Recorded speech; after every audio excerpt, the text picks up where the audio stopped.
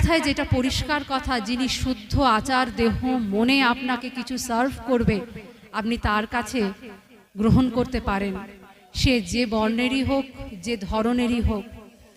আমরা কিন্তু এই জাতিভেদ প্রথাটাকে, এই উচ্চবর্ণ নিম্নবর্ণটাকে ভীষণ রকমের খুব অস্পৃশ্য করে রেখেছি। তুমি নিচু জাত, তোমার হাতে জল খাবো না, আমি উঁচু জাত, আমার হাতে সবাই খেতে পারে। ঠাকুর এক জায়গায় বললেন, যদি কুপ্রবৃত্তি পরায়ণ কোনো বিপ্র যদি তোমাকে কিছু দেয়, তুমি তার হাতে গ্রহণ করো না।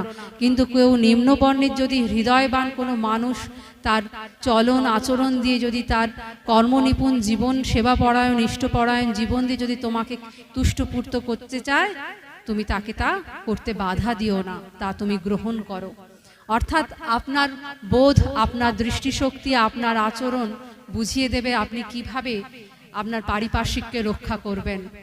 ঠাকুর এক কথা খুব মূল্যবান বলেছেন, যার পারিপার্শ্বিক যত দুষ্ট, সেখানে সদাচার মানা খুব অসম্ভব হয়ে ওঠে।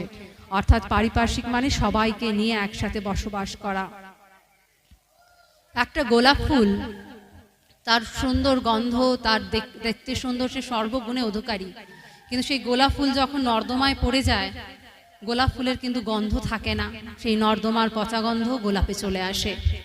তাই আপনার আচরণ, আপনার ব্যবহার, আপনার চরিত্র ঠিক সেই সংস্পর্শে এলে পরে ব্যথিত হতে পারে, ক্ষুব্ধ হতে পারে বা পরিবর্তিত হতে পারে।